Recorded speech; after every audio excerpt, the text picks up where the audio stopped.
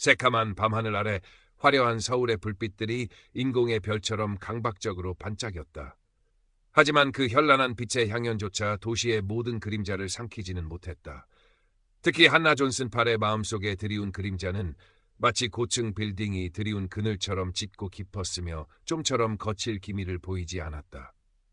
그녀는 지금 대한민국에서 가장 트렌디하고 역동적이라는 뷰티 패션 콘텐츠 회사 K-스타일 허브의 한 구석, 자신의 이름보다 그 외국인 직원 혹은 덩치 큰 애로 더 자주 불리는 자리에서 숨 막히는 공기를 폐부 깊숙이 들이마시고 있었다.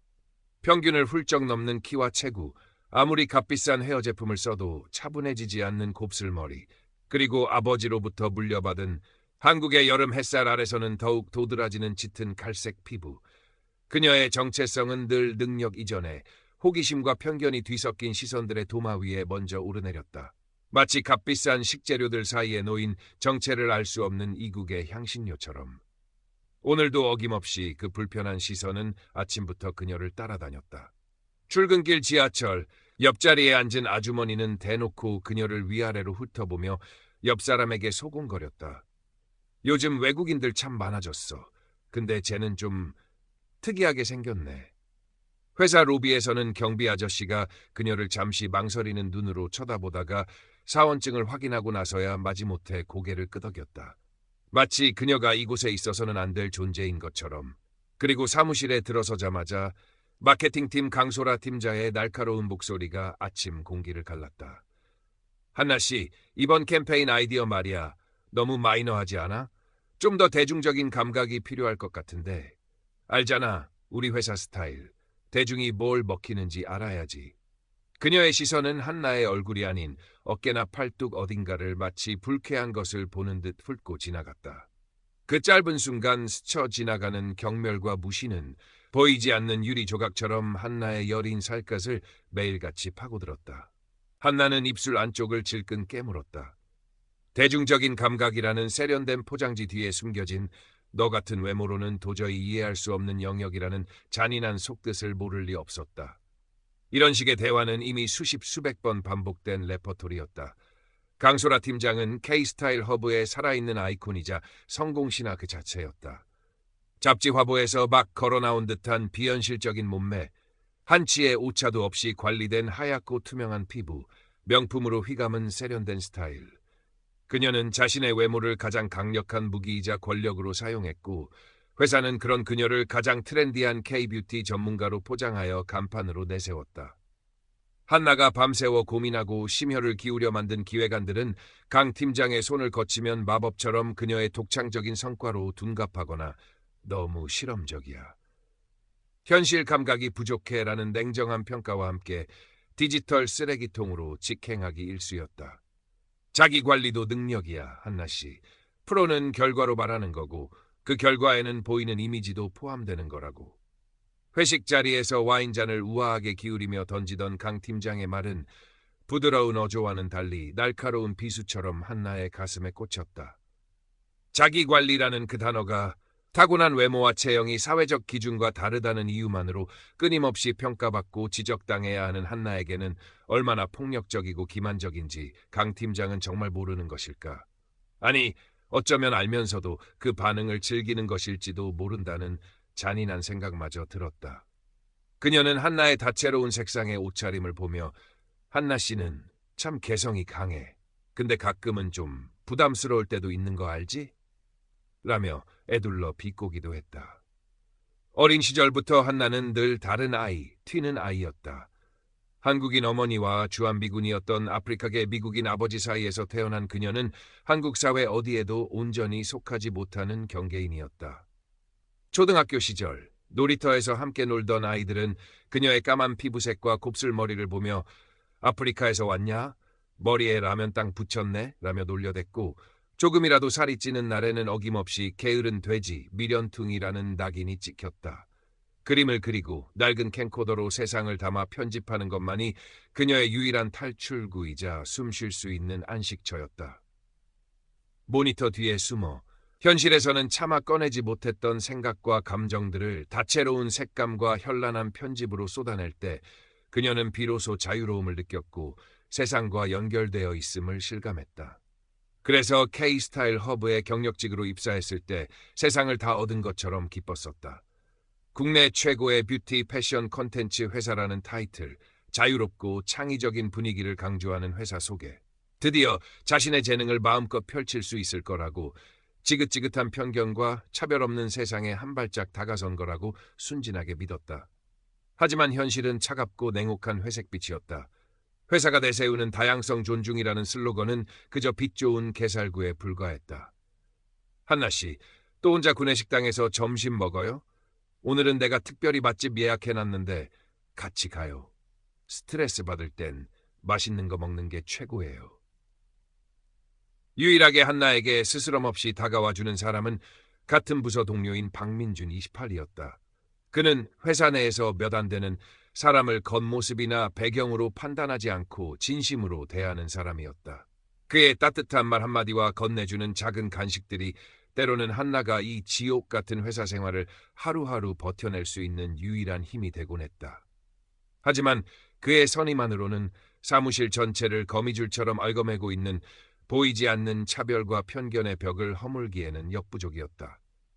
다른 동료들은 대부분 강 팀장의 눈치를 보거나 한나와 엮이는 것을 의도적으로 피하는 듯했다. 어떤 이는 대놓고 한나의 영어 발음을 칭찬하며 역시 외국에서 살다 와서 그런지 라고 말했지만 한나는 한국에서 나고 자랐다. 그들은 한나 자체를 알려고 하지 않았다. 그저 자신들이 만들어 놓은 외국인이라는 틀에 한나를 끼워 맞추고 싶어 할 뿐이었다. 그날도 한나는 중요한 월간 기획회의에서 자신이 오랜 시간 공들여 준비한 플러스 사이즈 모델을 활용한 모든 몸은 아름답다, Everybody's Beautiful 캠페인 시안을 발표했다. 최근 해외에서 불고 있는 바디 포지티브 트렌드를 K-스타일 허브의 이미지에 맞게 재해석한 신선하고 의미 있는 기획이었다. 하지만 돌아온 것은 강소라 팀장의 싸늘하다 못해 경멸감이 묻어나는 비웃음이었다. 플러스 사이즈. 한나씨, 지금 제정신이야? 우리 브랜드 이미지가 뭔지 아직도 몰라? 고급스럽고 트렌디하고 날씬하고 예쁜 거. 소비자들이 뭘 보고 싶어 하는지, 뭘 사고 싶어 하는지 전혀 파악이 안 되는 모양인데 이건 그냥 시간 낭비, 아니 돈 낭비야. 강 팀장은 발표 자료가 담긴 태블릿 PC를 마치 더러운 것이라도 되는 양 책상 위에 아무렇게나 던지며 한나를 머리부터 발끝까지 훑어보았다. 그 노골적인 시선은 마치 너 같은 사람이니까 그런 한심한 생각이나 하는 거지. 내 몸뚱이나 보고 그런 소리 해라고 말하는 듯했다. 회의실에 있던 다른 팀원들은 아무도 이의를 제기하지 않았다. 몇몇은 불편한 듯 시선을 피했고 또 다른 몇몇은 강 팀장의 말에 동조하는 듯한 미소를 지었다. 한나는 온몸의 피가 싸늘하게 식는 것을 느꼈다. 모멸감과 수치심에 얼굴이 화끈거렸지만 반박할 용기는 나지 않았다. 목구멍까지 차오른 뜨거운 말들을 억지로 삼키며 그녀는 또다시 자신의 재능과 노력이 아닌 타고난 외모와 인종 때문에 무참히 짓밟히는 이 부조리한 현실에 절망했다. 밝고 다채로운 색상의 옷을 즐겨 입는 그녀의 작은 저항도 이 거대하고 견고한 편견의 성벽 앞에선 한낱 어린아이의 투정처럼 초라하고 무력하게 느껴질 뿐이었다. 그녀의 영혼은 이미 너덜너덜해져 있었다. 며칠 뒤 회사 전체를 대상으로 한 하반기 대형 프로젝트 공모전 공고가 사내 게시판에 대문짝만하게 붙었다. K-스타일 허브의 창립 10주년을 기념하여 회사의 이미지를 한 단계 격상시키고 글로벌 시장 진출의 발판을 마련할 획기적인 아이디어를 찾는다는 내용이었다. 1등 상금도 파격적이었고 무엇보다 채택된 기획안의 총괄 책임자로서 프로젝트의 모든 과정을 주도할 수 있다는 점이 한나의 마음을 사로잡았다. 어쩌면 이것이 이 지긋지긋한 무시와 편견의 굴레를 끊고 자신의 능력을 제대로 증명할 수 있는 마지막 기회일지도 모른다는 강렬한 예감이 스쳤다.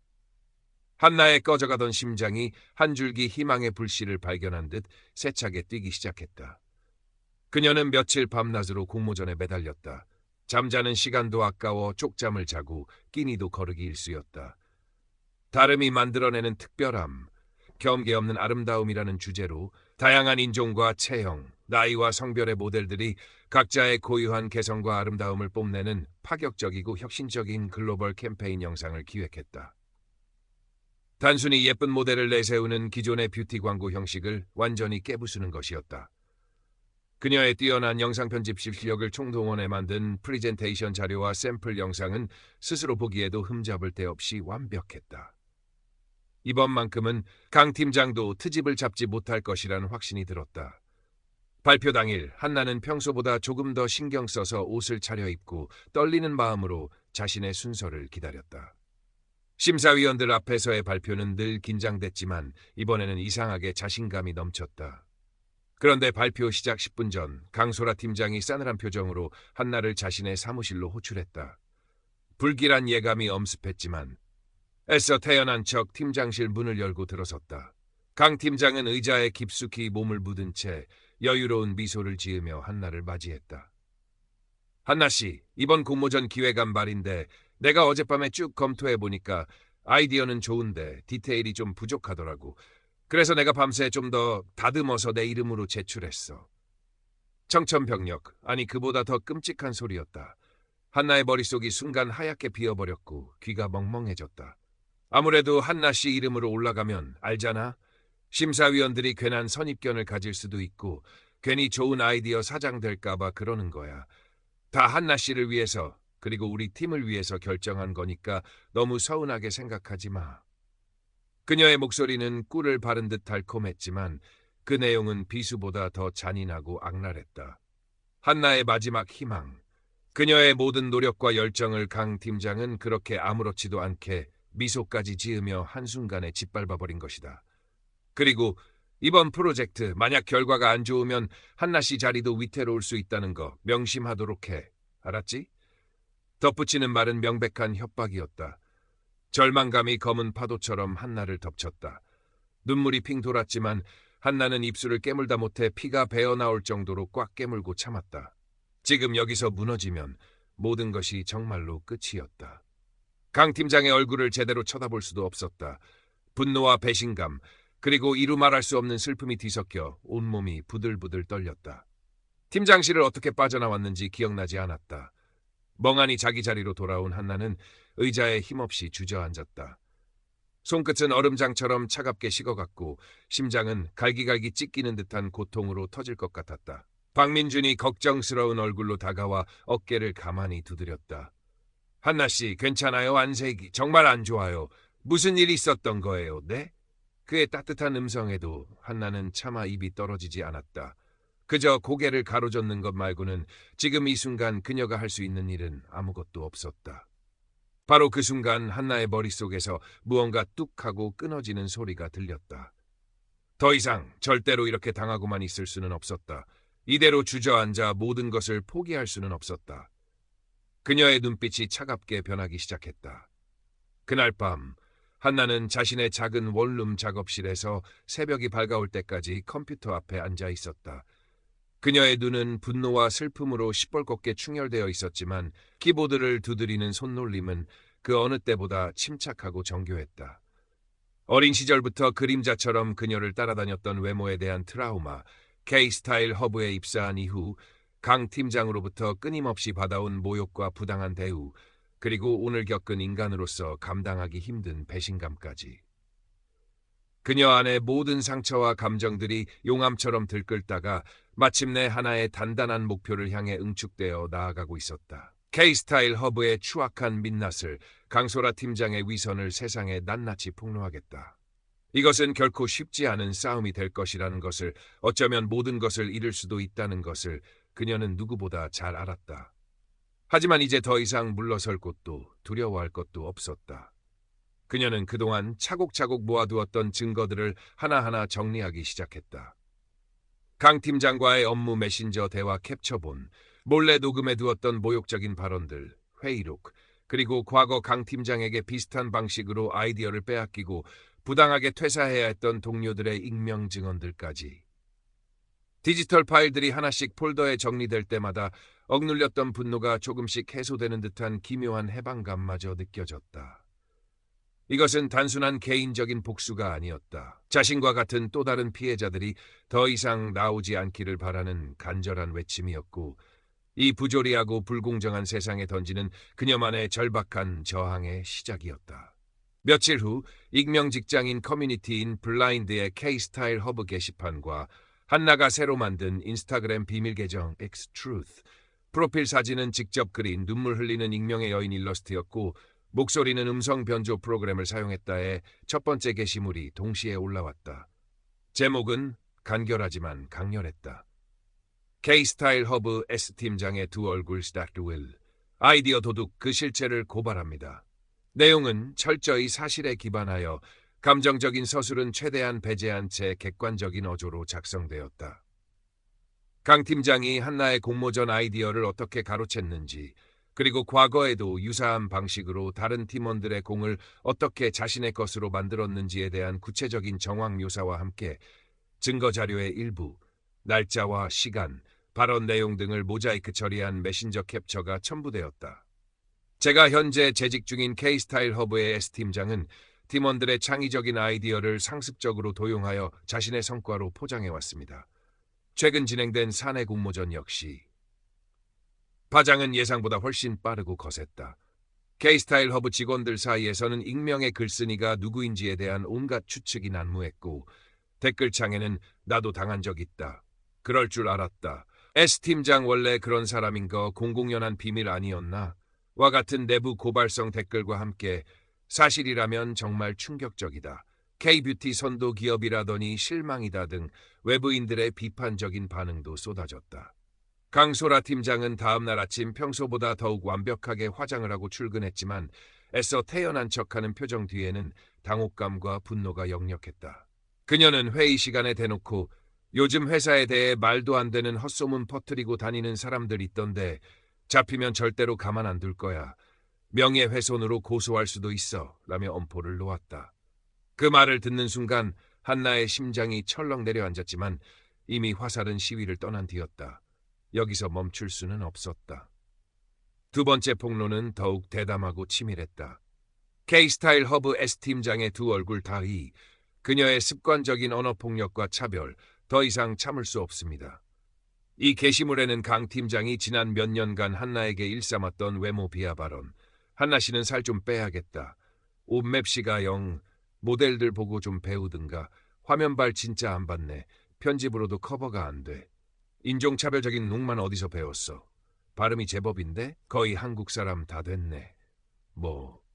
그리고 부당한 업무 지시 및 따돌림 사례들이 구체적인 날짜와 시간, 당시 상황 설명과 함께 낱낱이 기록되어 있었다. 특히 몇몇 충격적인 발언들은 음성 변조된 실제 녹취 파일의 일부가 텍스트와 함께 공개되었고 차마 글로 옮기기 힘든 상황들은 한나가 직접 그린 풍자적인 일러스트로 표현되었다. 플러스 사이즈 모델? 아, 진짜. 우리 브랜드 격 떨어지게 왜 그래? 그런 건 너 같은 애들이나 좋아하는 거지. 누가 사겠어? 와 같은 노골적이고 자극적인 발언들은 삽시간에 각종 온라인 커뮤니티와 SNS를 통해 일파만파로 퍼져나갔다.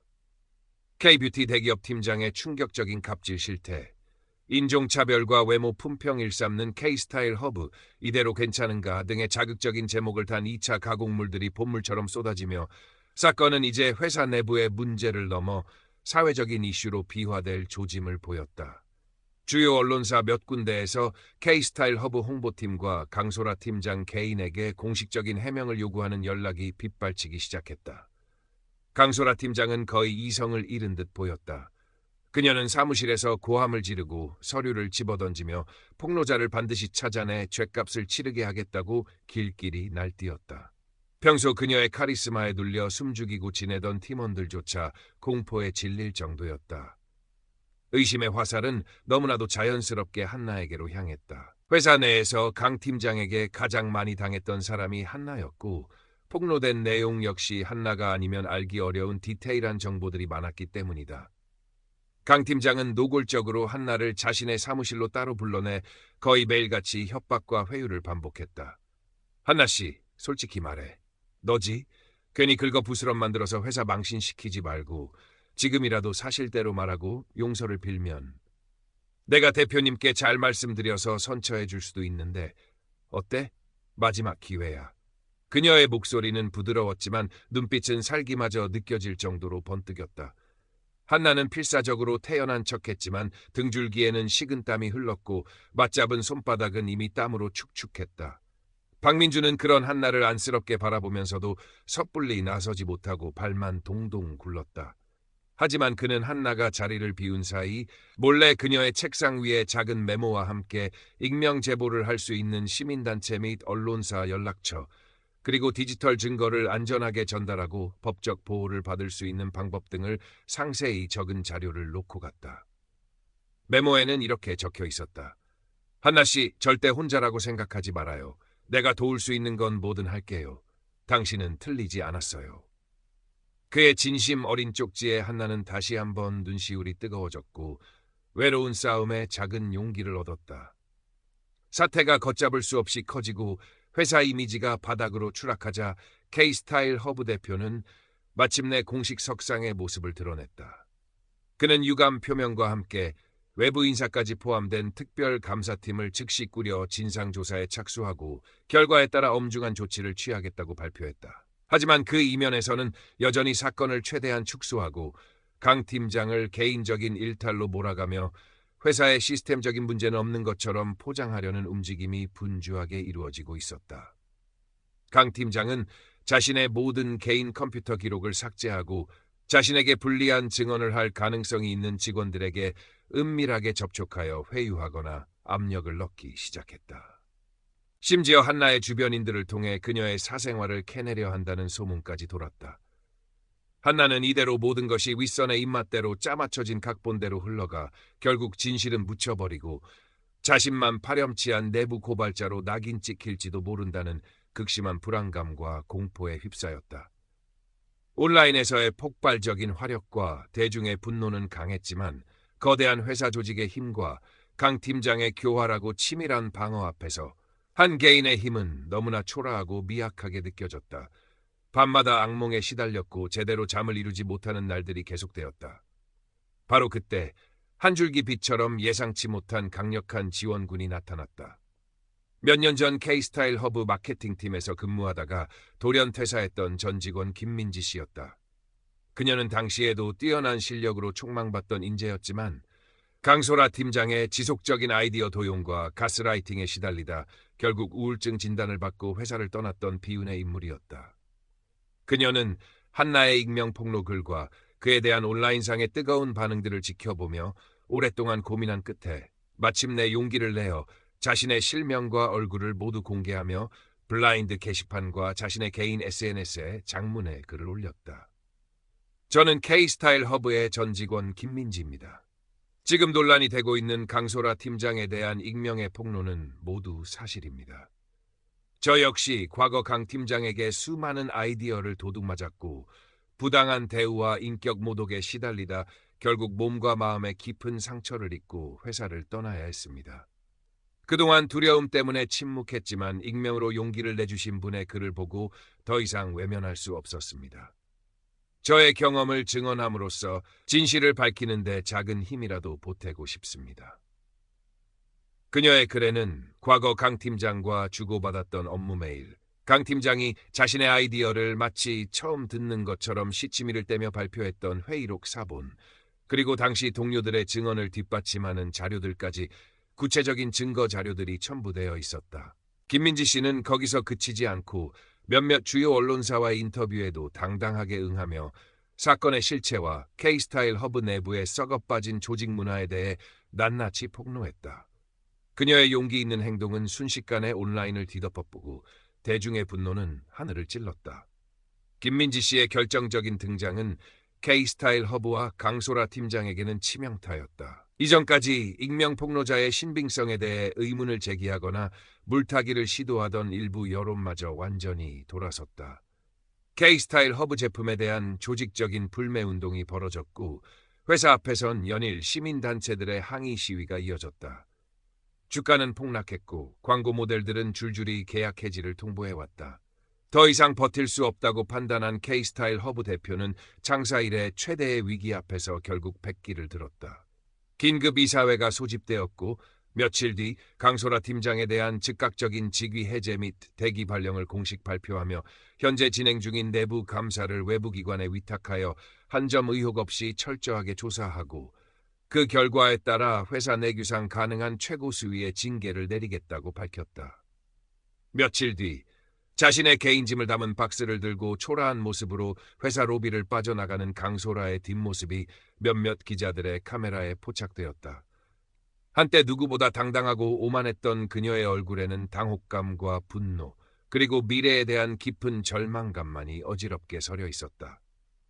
한나는 그 모든 광경을 사무실 창문 너머 자신의 자리에서 조용히, 아주 조용히 지켜보았다. 가슴 한구석이 뻥 뚫린 것처럼 허전하면서도 이루 말할 수 없는 복잡한 감정들이 휘몰아쳤다. 통쾌함보다는 깊은 씁쓸함과 안타까움이 더 컸다. 이것이 과연 그녀가 원했던 진정한 승리일까? 한 사람의 인생을 나락으로 떨어뜨리면서까지 얻어야 했던 정의였을까? 하지만 곧 고개를 저었다. 이것은 개인에 대한 복수가 아니었다. 더 이상 자신과 같은 피해자가 나오지 않기를 바라는 절박한 외침의 결과였을 뿐이라고. 몇 주 후 외부 기관의 강도 높은 조사가 마무리되었고 강소라 팀장의 거의 모든 혐의가 사실로 인정되었다. 그녀는 K스타일 허브에서 결국 해고되었고 업계에도 그녀의 추악한 악행이 공공연하게 퍼져 사실상 업계에서의 재기는 불가능해 보였다. K스타일 허브는 대표이사가 직접 대국민 사과 기자회견을 열고 고개를 숙였으며 외부 전문가로 구성된 기업윤리위원회를 신설하고 전 직원 대상 정기적인 차별금지 및 인권교육 의무화, 그리고 안전하고 투명한 내부 고발 시스템을 전면적으로 강화하는 등의 구체적인 개선안을 발표했다. 한나는 그 모든 과정을 마치 강 건너 불 구경하듯 익명의 그림자 뒤에서 담담하게 지켜보았다. 그녀는 마지막까지 자신의 정체를 회사나 세상에 드러내지 않았다. 그것이 그녀가 선택한 방식이었다. 강소라가 떠난 사무실은 한동안 폭풍이 휩쓸고 지나간 것처럼 어수선했지만 점차 일상적인 안정을 되찾아가는 듯 보였다. 몇몇 동료들은 한나에게 은근히 고마움을 표하기도 했고 예전처럼 대놓고 무시하거나 차별하는 분위기도 많이 사라졌다. 하지만 한나는 더 이상 K스타일 허브에 머무를 수 없다는 것을, 그리고 머무르고 싶지 않다는 것을 깨달았다. 그녀는 조용히 책상을 정리하고 사직서를 제출했다. 대표는 그녀의 뛰어난 능력을 아쉬워하며 간곡히 만류했지만 한나의 결심은 확고했다. 그녀는 더 이상 누군가의 편견 어린 시선 속에서 매 순간 자신을 증명하기 위해 발버둥치며 살고 싶지 않았다. 진정한 자유를 원했다. 퇴사 후 한나는 보증금도 거의 없는 서울 변두리의 작은 원룸으로 이사했다. 그리고 그곳에서 오랫동안 마음속에 품어왔던 꿈을 펼치기 시작했다. 자신의 유튜브 채널 한나의 색깔들을 개설한 것이다. 여전히 얼굴은 공개하지 않았다. 대신 직접 그린 따뜻하고 다채로운 색감의 일러스트와 차분하면서도 힘있는 자신의 목소리, 그리고 감각적인 영상 편집 실력을 활용하여 세상의 다양한 아름다움, 편견 없는 시선, 그리고 무엇보다 자기 자신을 있는 그대로 사랑하는 방법에 대한 이야기를 진솔하고 따뜻하게 풀어냈다. 구독자는 아직 몇백 명에 불과했지만 그녀의 이야기에 진심으로 공감하고 위로받으며 서로의 상처를 보듬는 사람들이 댓글창을 통해 하나둘씩 모여들기 시작했다. 악플도 간혹 달렸지만 이제는 그런 것들에 크게 상처받거나 휘둘리지 않았다. 그녀는 자신의 목소리를 내는 것의 소중함과 강력한 힘을 이미 경험으로 깨달았고 그것만으로도 충분히 의미 있고 행복하다고 생각했다. 어느 늦은 오후 한나는 자신의 채널에 새로 올릴 영상을 정성껏 편집하고 있었다. 창밖으로는 복잡하게 얽힌 서울의 골목길 위로 따스한 저녁 노을이 아름답게 물들고 있었다. 문득 책상 한쪽에 소중하게 붙여둔 작은 메모 쪽지가 눈에 들어왔다. 그녀가 K스타일 허브를 퇴사하던 날 박민준이 수줍게 웃으며 건네준 작은 선물이었다. 거기에는 그가 직접 그린 듯한 환하게 웃는 해바라기 그림과 함께 서툰 영어 필기체로 이렇게 적혀 있었다. Your voice matters, always. 당신의 목소리는 중요해요, 언제나. 한나는 가만히 미소 지었다. 세상은 그녀가 겪었던 그 사건 하나로 쉽게 변하지 않을 것이라는 것을 잘 알고 있었다. 여전히 어디에선가 또 다른 한나가 보이지 않는 차별과 편견에 맞서 힘겹게 싸우고 있을 것이다. 하지만 그녀는 이제 더 이상 혼자가 아니라는 것도, 아주 작은 목소리일지라도 그것들이 용기 있게 터져나와 서로에게 가닿고 연결될 때 세상을 조금씩이나마 더 나은 곳으로 바꿀 수 있는 커다란 울림과 연대가 될 수 있다는 것도 믿게 되었다. 화면 속 다양한 피부색과 체형, 그리고 각기 다른 사연을 가진 사람들이 서로 손을 잡고 환하게 웃고 있는 그녀의 새로운 일러스트처럼 한나의 마음속에도 따뜻하고 다채로운 희망의 색깔들이 가득 차오르고 있었다. 그녀는 조용히 업로드 버튼을 클릭하며 자신의 또 다른 이야기를 세상 사람들과 나눌 준비를 마쳤다.